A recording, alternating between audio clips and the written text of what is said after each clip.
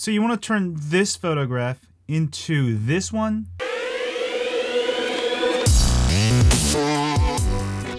Hi guys, today we're going to go ahead and explore the world of long exposure photography with your Android smartphone. Alright, if you have a phone like the LG G4 or LG V10, you can already do long exposure photography. Now most likely you will only be able to do it in real darkness at night, simply because if you use long exposure during the day, you're going to get these bright white photos, but at night you'll be able to get excellent photos. So you'll probably want to understand how long exposure photography works.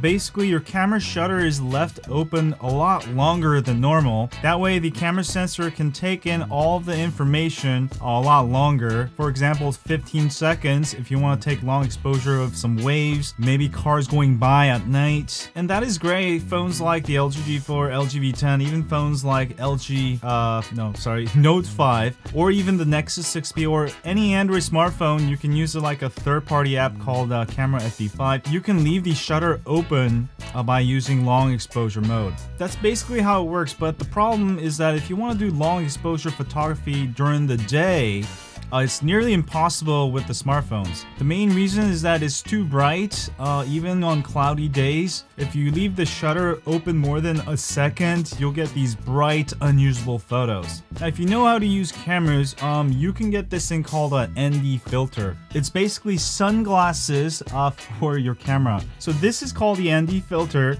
Basically stops light so you can do long exposure photography during the day. Now this is not the right size for my Canon camera here, but basically you can get ND filter for any camera out there. Alright, so what about smartphones? How are we gonna put this on here? That is the hard question. So I've been actually experimenting with a bunch of different ND filters made for smartphones, and I finally found a solution, so let me go ahead and show you that. So I went to Amazon and they sell this clip-on ND filter, alright? So I bought this. Basically it's a clip-on on any smartphone. So basically I'm gonna go ahead and align this here. And also it comes with an adjustable ND filter. This one you can actually change. See how it gets dark and it gets light? You can actually change the amount of light that enters through it. Now the one thing bad about this one, it doesn't get actually dark enough. It only goes up to ND 400, 2 to 400. So this variable ND filter may work in very dark situations, maybe low light, maybe almost sunset, or maybe you're shooting at night and you just need just a little bit more darkness. Now this one uses standard 37mm.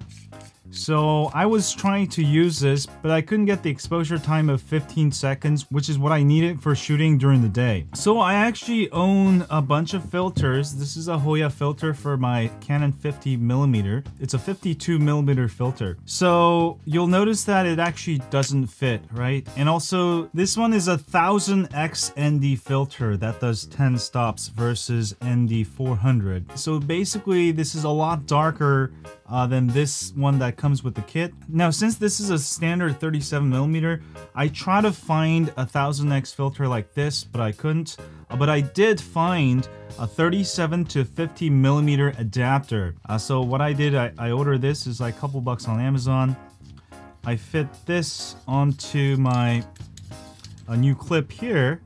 Alright, and I was able to screw this on and use this filter that does 1000x. Now even with this, I wasn't able to get the exposure time of 15 seconds. I was only able to get maybe like 3 or 4 seconds. Alright, so I had this another variable filter, another 52mm. That I've strapped on top of it. The good thing with these filters is that you can stack on top of each other. Now with this variable filter and my 1000x filter, I was able to get a 15-second exposure time during complete bright daylight. So if you want to do long exposure photography, you really need these ND filters, and you can stack them.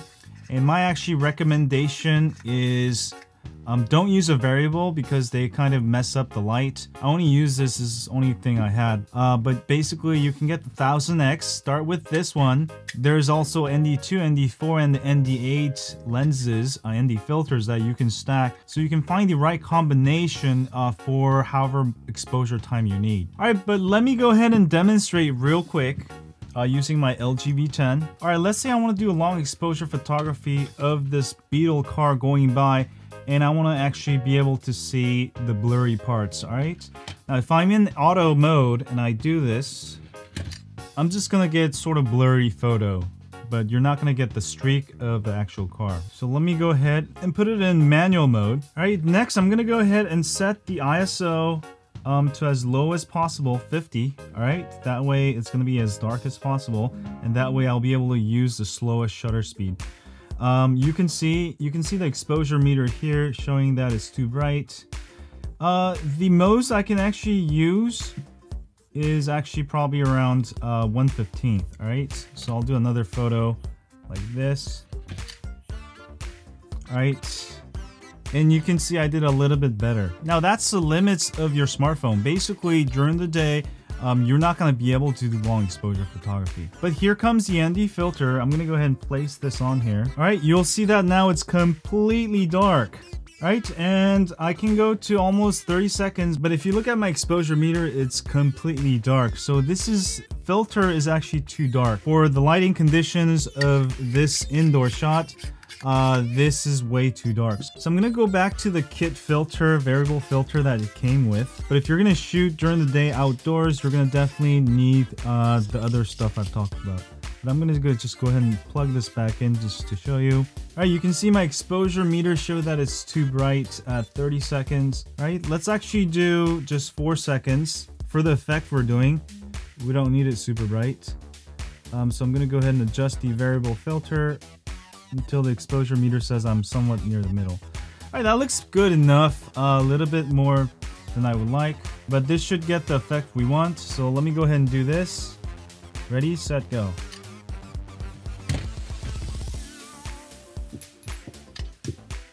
All right, maybe I did it too quick. Let me make the car go a little bit slower. All right, ready, set, go. Keep going. There we go. So as you can see here, using an ND filter, I'm able to get some cool effects with my smartphone camera. Now that looks actually not bad. Let's actually try one more. That's actually kind of fun. So with the long exposure photography, you'll be able to get some of the effects that you're not able to without it. Here we go, ready, 1, 2, 3. That should be pretty good.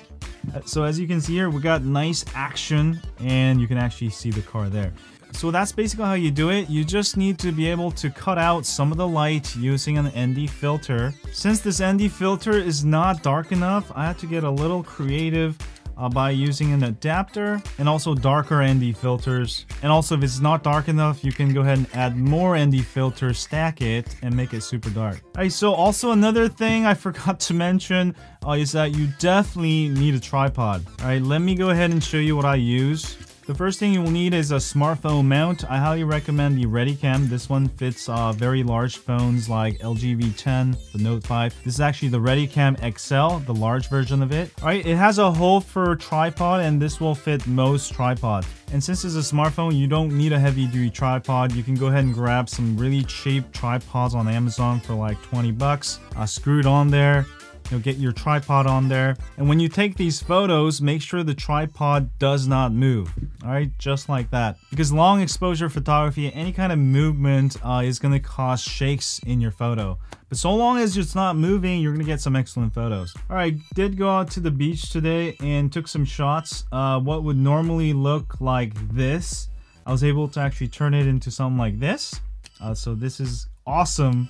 That you can do this with a smartphone. And also with long exposure photography, you can get some cool photos like this where you are double or maybe even triple. So the kind of photos you can take are endless with long exposure photography. And here's another shot of the ocean I took. I mean, normally this would be impossible to do outdoors, but I was again able to do it with these ND filters. Now what I'm hoping is that manufacturers like LG especially, they start adding ND filters built into the smartphone camera. I mean, these things do work, they're gonna get the job done, but they are a little flimsy and light does get through. But if ND filters are built into the LG V10 or the Note 5, I mean, you're gonna be able to take these awesome photos without carrying this around. Anyway, it was a really fun day for me, another learning experience, but I just wanted to share with you guys. If you want to do long exposure photography with your smartphone, you can do it with an ND filter. And this is my new invention. I got this big ass ND filters on my phone, but I think it can be very useful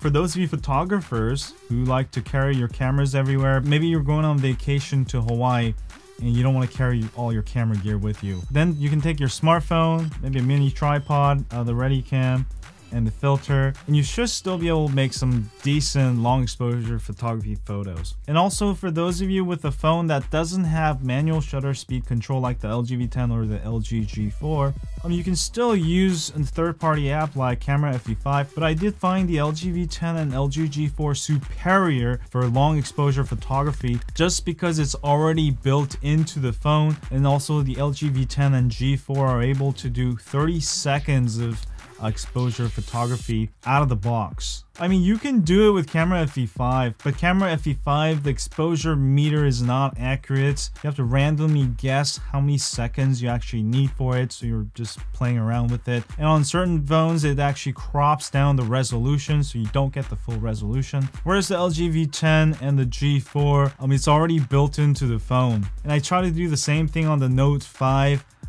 It does have manual shutter speed, but it's pretty much night and day versus the LG V10 because this one only does up to 10 seconds. Also, the exposure meter is not that accurate. So if you want to do long exposure photography with your smartphone, probably one of the best smartphone is the LG V10 or the LG G4. I know all you LG G4 and LG V10 owners are like smiling right now. I mean, this phone is built for that purpose of being able to do long exposure.